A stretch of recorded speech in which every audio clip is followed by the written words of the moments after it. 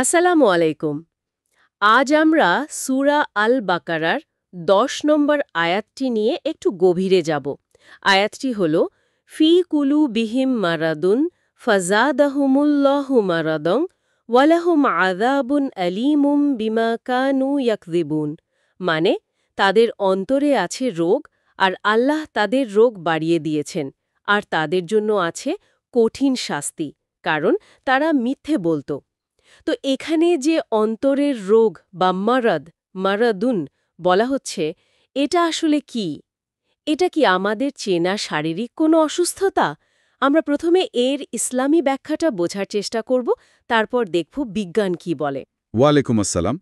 হ্যাঁ, এটা খুবই গুরুত্বপূর্ণ একটা প্রশ্ন, কারণ রোগ শব্দটা শুনলেই আমরা সাধারণত শারীরিক অসুস্থতার কথাই ভাবি, তাই না? কিন্তু কোরআনের এই আয়াতে মারাদ শব্দটা কিন্তু অন্যদিকে ইঙ্গিত করছে। এটা মূলত আধ্যাত্মিক বা বলা যেতে পারে মানসিক অসুস্থতা। আর আল্লাহ কেন এই রোগ বাড়িয়ে দেন বলছেন, সেটাও একটা গভীর আলোচনার বিষয়। আচ্ছা, ইসলামী ব্যাখ্যায় তাহলে বলছে এটা শারীরিক নয়, আত্মিক রোগ। যেমন, মানে কি ধরনের রোগ এগুলো? হ্যাঁ, ঠিক। এর মধ্যে প্রধান হল কপটতা বা মুনাফেকি, যেটাকে আরবিতে নিফাক বলে। এছাড়াও আছে আল্লাহর প্রতি বা দ্বীনের মূল বিষয়ে সন্দেহ রাখা, অহংকার করা, অন্যের ভালো দেখে মানে হিংসা করা, আর জেলে শুনে সত্যকে অস্বীকার করা বা সহজ কথায় মিথ্যা বলা। ওহ, আচ্ছা। যেমন ধরুন, কেউ হয়তো বাইরে খুব ভালো মানুষ, খুব ধার্মিক সাজার চেষ্টা করে, কিন্তু মনে মনে হয়তো অন্যকে হিংসা করছে, বা আল্লাহ বা রসুলের বিষয়ে তার সন্দেহ আছে, এই অবস্থাটা। একদম। এই যে দ্বিচারিতা, এটাই অন্তরের রোগ। এটা শুধু মনে পুষে রাখা নয়, এটা কিন্তু তার আচরণেও প্রকাশ পায়। হুম, বুঝলাম। আচ্ছা, আর আল্লাহ যে রোগ বাড়িয়ে দেন বলছেন, সেটার কারণ কি? এটা একটু জটিল লাগছে। হ্যাঁ, এটা নিয়ে তাফসীরকারকরা বিস্তারিত বলেছেন। মূল কথাটা হলো আল্লাহ নিজে থেকে কারো রোগ বাড়িয়ে দেন না, বরং কারণটা হলো এই মানুষগুলো নিজেরাই সত্য থেকে মুখ ফিরিয়ে নেয়। তারা তাদের ওই কপটতা, মিথ্যা বা সন্দেহর মধ্যেই থাকতে চায়, নিজেদের শুধরানোর কোনো চেষ্টাই করে না। ফলে কি হয়? তাদের এই খারাপ দিকগুলো আরও গেড়ে বসে, আরও শক্তিশালী হয়। তার মানে ব্যাপারটা অনেকটা এরকম যে তারা নিজেরাই নিজেদের ধ্বংসের পথ তৈরি করছে। তাদের কাজের ফলেই রোগটা বাড়ছে। ঠিক তাই। তাদের ক্রমাগত মিথ্যাচার, আল্লাহর নির্দেশ অমান্য করা, এগুলোই তাদের অন্তরের রোগকে আরও জটিল করে তোলে। তারা সত্য থেকে আরও দূরে চলে যায়। তার মানে এই নেতিবাচক চিন্তা বা কাজগুলো, যেমন মিথ্যা বা হিংসা, এগুলো ভেতরে ভেতরে বাড়তেই থাকে যদি না থামানো হয়। অনেকটা ক্যান্সারের মতো। আচ্ছা, এবার যদি আমরা একটু বিজ্ঞানের দিকে তাকাই, আমার মনে হয় এখানে এই ব্যাপারটা খুব ইন্টারেস্টিং হয়ে ওঠে। বিজ্ঞান কি এই যাকে বলে আত্মিক বা মানসিক রোগ, এর কোনো ব্যাখ্যা দিতে পারে? এর কোনো প্রভাব কি শরীরে পড়ে? পারে বই কি। আধুনিক সাইকোলজি আর মেডিসিন তো এটাই বলছে যে আমাদের মন আর শরীরের মধ্যে একটা গভীর যোগসূত্র আছে। যেমন ধরুন, কেউ যদি সব সময় রাগ, ঘৃণা, হিংসা, ভয় বা অপরাধ বোধে ভোগে, অথবা ধরুন নিয়মিত মিথ্যা কথা বলে, তখন শরীরে একটা দীর্ঘস্থায়ী স্ট্রেস বা চাপ তৈরি হয়, মানে ক্রনিক স্ট্রেস যাকে বলে। স্ট্রেস।